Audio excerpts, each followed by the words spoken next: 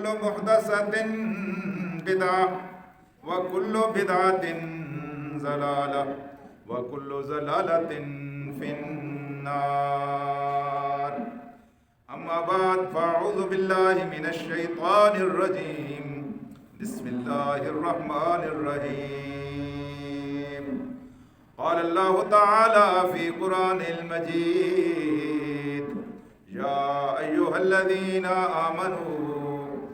إذا نودي للصلاة من يوم الجمعة فاسعوا إلى ذكر الله وذروا البيع ذلكم خير لكم إن كنتم تعلمون. وإذا قضيت الصلاة فانتشروا في الأرض وابتغوا من فضل الله واذكروا الله كثيرا لعلكم تفلحون. صدق الله العلي العظيم. اللهم صل على سيدنا ومولانا محمد وعلى آل محمد كما صليت على إبراهيم وعلى آل إبراهيم إنك حميد مجيد. اللهم بارك على محمد وعلى آل محمد كما باركت على إبراهيم وعلى آل إبراهيم إنك حميد مجيد. برادران اسلام، ماہ مقدس ماہ رمضان کا پہلا جمعہ ہے. اس جمعے میں سب سے پہلی دعا جو ہم اپنے رب سے کرتے ہیں وہ یہ ہے کہ اللہ تبارک و تعالیٰ پچھلے جمعے سے لے کر یا پچھلے رمضان سے لے کر اس رمضان تک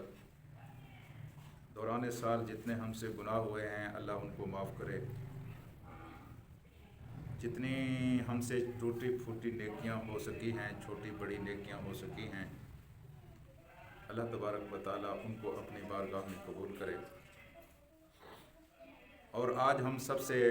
پہلے یہ دعا کرتے ہیں کہ اللہ پاک اس ماہ مقدس کی رحمتوں سے، اس کی سعادتوں سے، اس کے فیوز اور اس کی برکتوں سے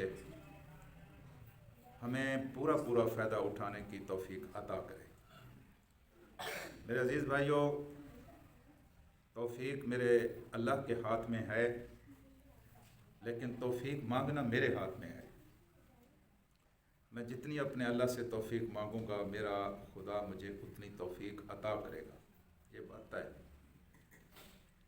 یہ میں اپنے جھولی کی وسعت کو دیکھوں کہ میں کتنا سوال کر سکتا ہوں. اللہ کے خزانے بے انتہا ہیں، اللہ کی رحمتیں بے بہا ہیں. اس سے جتنی بڑی خیر آپ مانگنا چاہیں اتنی بڑی خیر آپ کا رب آپ کو عطا کرے گا. میرے عزیز دوستو، اس وقت صورتحال یہ ہے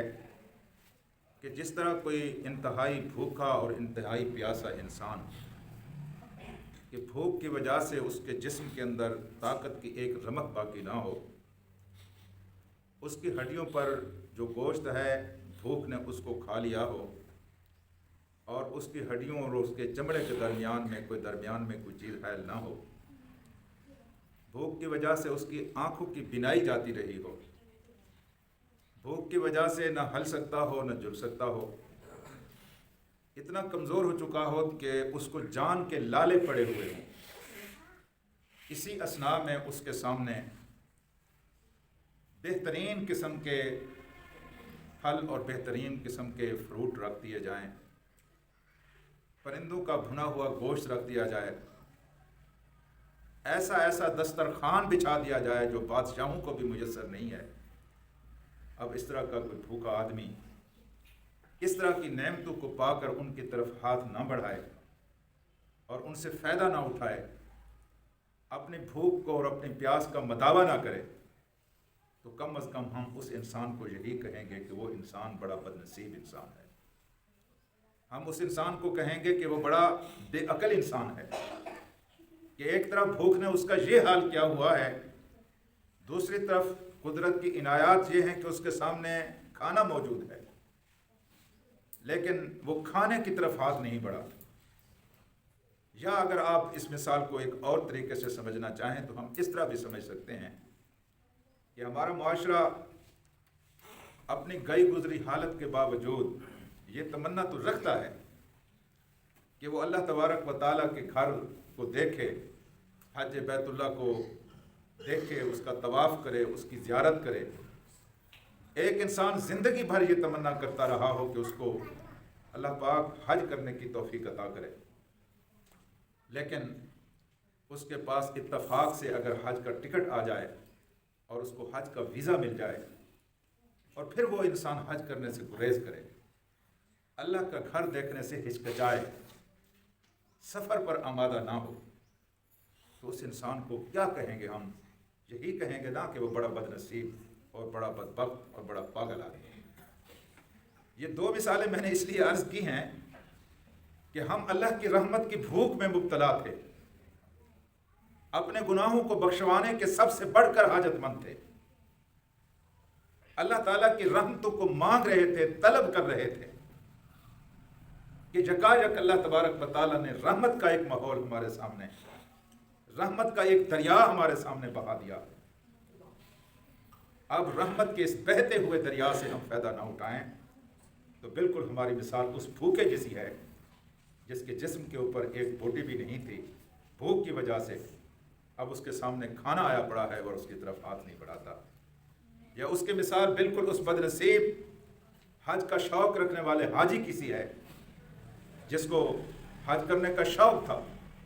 وہ دعائیں مانگتا تھا، وہ آرزوئیں کرتا تھا، پھر یکایک اللہ تعالیٰ نے اس کو حج کا ٹکٹ بھی دے دیا، لیکن جب حج کا ٹکٹ اس کے ہاتھ میں آیا اور حج کے کاغذات مکمل ہو گئے اور جب حج کا ویزا اس کو مل گیا تو اس نے کہا کہ اب میں حج نہیں کرتا۔ میرے عزیز بھائیوں، اللہ کے رسول تک یہ دعا مانگتے تھے اور رجب میں آ کر ان دعاؤں میں اضافہ کر دیتے تھے کہ مولا ہمیں رمضان تک پہنچا، ہمیں رحمت کے مہینے تک پہنچا۔ اللہ تبارک و تعالیٰ نے جب رحمت کے مہینے تک پہنچا دیا ہے، ایک بھوکے کو انواع و اقسام کے دسترخوان تک پہنچا دیا ہے، ایک پیاسے کو میٹھے نہر کے کنارے تک پہنچا دیا ہے، اب بھوکا کھانے کی طرف ہاتھ نہ بڑھائے، پیاسا پانی کی طرف ہاتھ نہ بڑھائے، اور اللہ کی رحمت کا مستحق، منتظر، متلاشی انسان اللہ کی رحمت کو پا کر اس کی رحمت سے محروم ہو جائے تو اس جیسا بد نصیب انسان کوئی دوسرا نہیں ہو سکتا۔